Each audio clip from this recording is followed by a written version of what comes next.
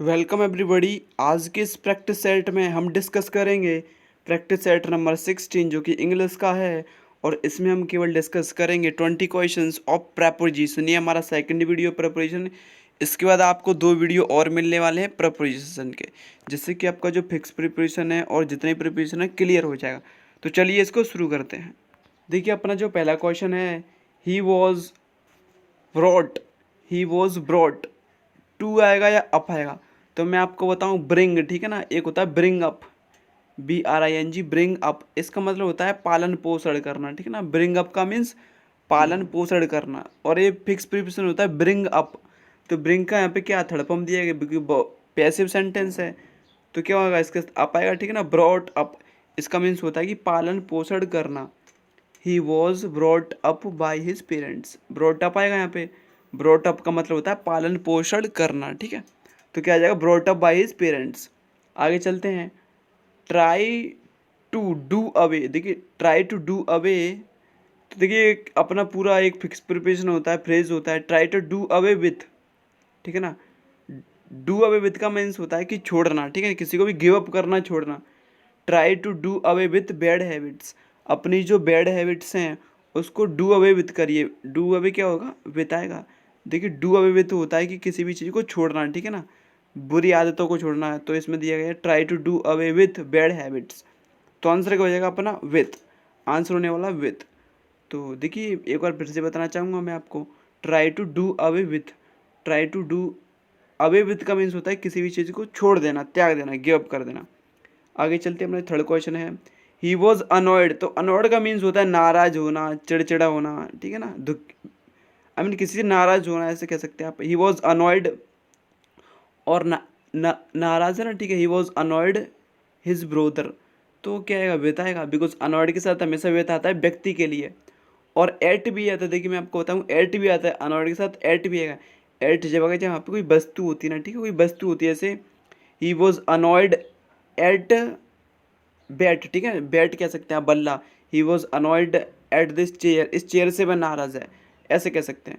लेकिन व्यक्ति के लिए क्या आता है, विथ आता है। He was annoyed with his brother, वह अपने ब्रदर से नाराज है। आगे देखते हैं क्वेश्चन नंबर 4। तो इसमें कहता है कि uncle Forger was looking his handicraft, मतलब वो अपना जो रूमाल ढूंढ रहे हैं। तो लुकिंग फॉर आता है, लुकिंग के बाद देखो दो ही प्रीपोजिशन आते, एक तो आता है फॉर, लुक फॉर, ठीक है ना। लुक फॉर का मीन्स होता है कि किसी को खोजना, ढूंढना। एक मैंने आपको बताया लुक आफ्टर, तो लुक आफ्टर का मीन्स होता है देखभाल करना, ठीक है, देखभाल करना। एक होता है लुकिंग फॉर। तो लुक फॉर हो या लुक फॉर, इसका मीन्स होता है कि ढूंढना, किसी भी चीज़ को ढूंढना।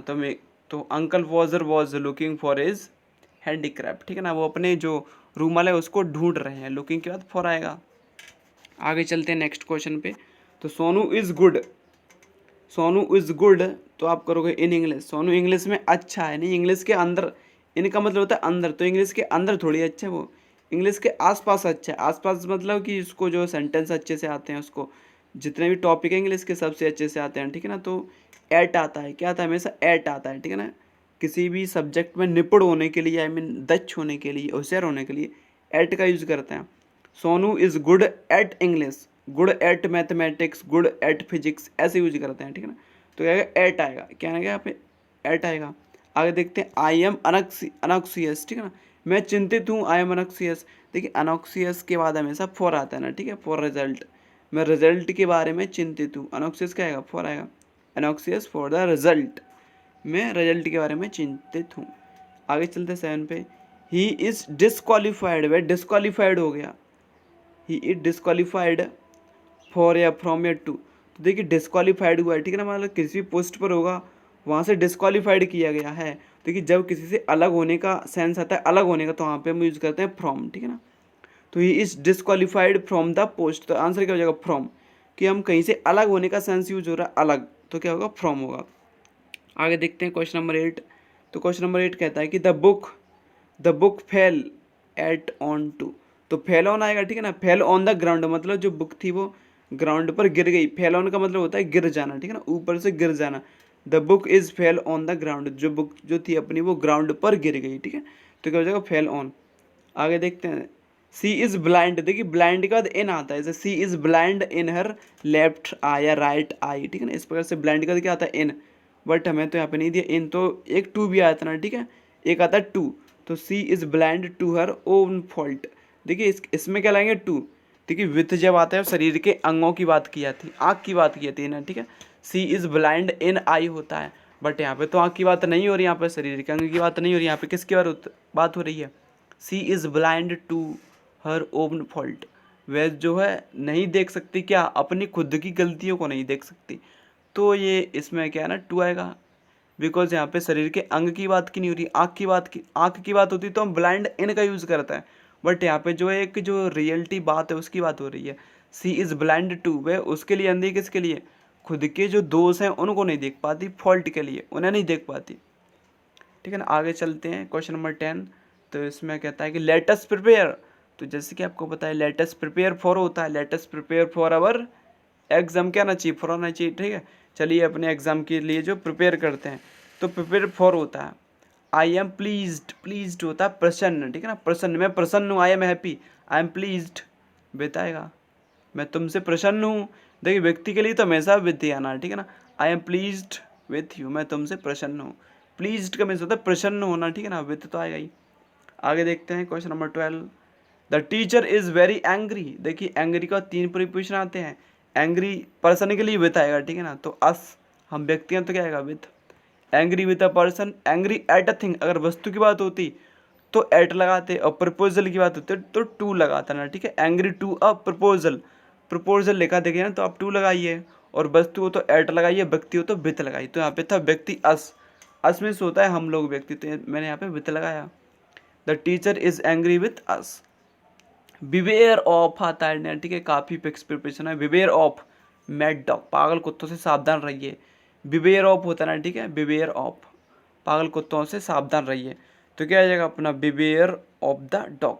क्वेश्चन नंबर 14 देखते हैं, तो 14 अपना कहता है कि डिवाइड दिस मैंगो, इस जो आम है अपना मैंगो है, इसको क्या करिए, इसको डिवाइड कर दीजिए, कितने पार्ट में, 4 पार्ट्स में, तो क्या इनटू लाएंगे, इसके 4 टुकड़े करिए, डिवाइड इनटू 4 पार्ट्स, आपने भी काफ़ी पढ़ा होगा, डिवाइड का इनटू आता है, डिवाइड इनटू पीसेस या डिवाइड इनटू, ठीक है ना, 4 पार्ट्स या डिवाइड इनटू मैनी पार्ट्स, तो डिवाइड का क्या आएगा इनटू आएगा, यहाँ पे क्या आएगा इनटू, तो divide this mango into 4 part, इस मैंगो को जो 4 पार्ट में डिवाइड कर दीजिए।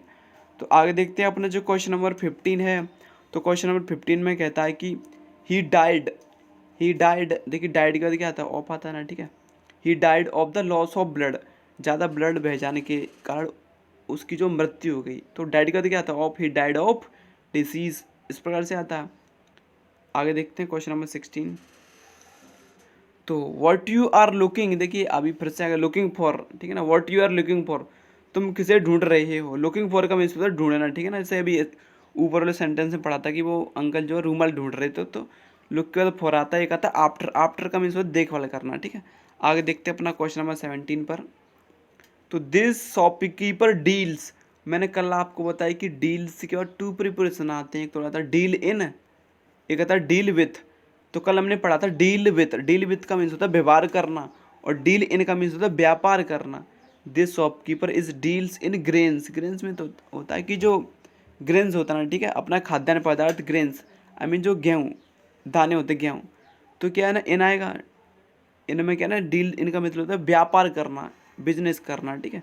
आगे चलते क्वेश्चन नंबर 18 पे, तो अपना जो क्वेश्चन नंबर 18 है वो कहता है कि ही वॉज नॉट अटेंटिव, तो ही was not attentive, way attentive नहीं था, अटेंटिव का मतलब होता है सतर्क रहना, फोकस करना, ठीक है ना, सतर्क रहना, फोकस करना, सावधान रहना, ही वॉज नॉट अटेंटिव, और अटेंटिव के बाद आता है हमेशा टू, आप लर्न कर रही अभी, अटेंटिव के बाद आता है to, he was not attentive to studies, वे स्टडीज़ में फोकस नहीं करता था, तो अटेंटिव का आता है टू, अटेंटिव का मतलब होता है फोकस करना, सतर्क रहना, ठीक है ना, मन लगाकर पढ़ाई करना।